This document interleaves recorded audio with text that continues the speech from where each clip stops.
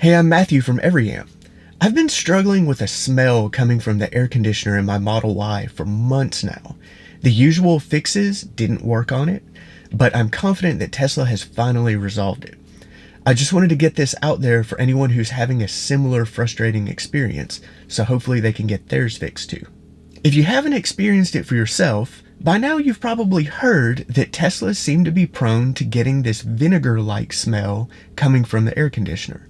It can usually be resolved by changing the filters and cleaning the evaporator with something like this.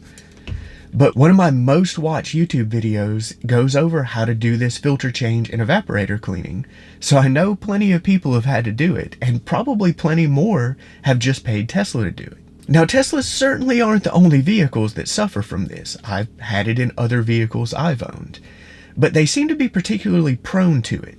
And it may be because they have a unique cabin overheat protection feature where you can actually run the air conditioner when the car is just parked. And maybe that creates that humid, moist environment that this bacteria likes to grow in. And you just don't see that as much in vehicles that don't have that feature. In any case, I've had a Model 3 for over 3 years now, and I've only had to do this cleaning twice. But in our Model Y, at just over a year old, I've personally cleaned it 4 times, and I finally paid Tesla to clean it a 5th time. And every time the smell would come back within a few weeks, and it never seemed to be completely gone. I tried different brands of cleaners. I did the kool-it that Tesla uses and that's very popular, but I actually prefer this DWD-2 unscented. I like the smell of it better. It's more of like a starch smell than a minty smell like the kool-it. And I feel like there's more product in the can. Where the kool-it, I always felt like I was running out before I even had that evaporator box full. The DWD-2 would pour out and I still had some left. Now, one difference for sure between this Model Y and my Model 3 is the Model Y now comes with a heat pump, where the older Model 3 just had resistive heaters. So I thought maybe that is what is causing this. Maybe that resistive heater in the older Model 3 maybe gets hotter and that kills off that bacteria. But I wasn't seeing, widespread where people were having this issue. So maybe not.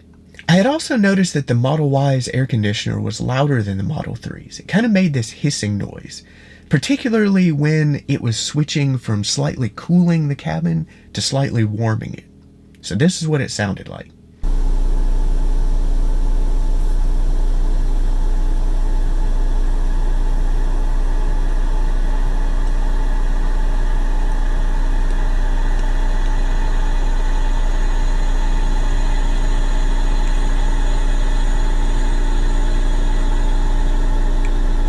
This was happening for as long as we had the car, so I just kind of contributed it to it being the heat pump. It was happening when it was heating the car. Made sense, right? But I did start noticing that it was getting louder over time, so that kind of made me suspicious of it. So I made this video to send to Tesla. But then we had 2 instances of the air conditioner not cooling on hot days. I usually keep it set to auto, so that means it will ramp up that cooling fan as the temperature goes up in the car. And what happened is we were driving down the road in both instances, and I started noticing that fan getting louder and louder, and that the air coming out of the air conditioner was really not cool at all. In both cases, it worked fine the next time we got in the car, but it was time to send it in for service. So I sent them that video of the hissing noise, and they also asked for the dates and times of those events where it wasn't cooling so they could look through the logs. Even before they looked at it, they told me they had a service bulletin out on the air conditioner for those Model Ys, and that was where they were going to start. So ultimately, here's what they did. For the service bulletin, they replaced 2 high pressure and 1 low pressure sensor. And they also found a refrigerant leak. So they replaced that line and they topped off the refrigerant. Neither of us was really confident that those fixes had anything to do with that smell. But here we are over a month after those fixes and over 2 months since the last evaporator cleaning, and the smell is completely gone. I've had no more of that hissing, I've had no more events where it didn't cool, so it appears that it has worked.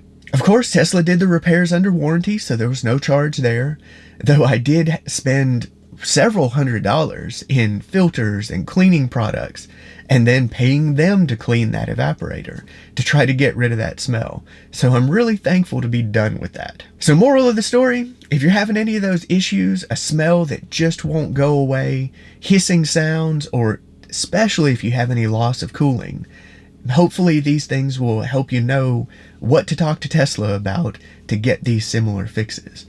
So that's about it. I hope this has been helpful. If you have any questions or comments, leave them in the comments section. And thanks for watching.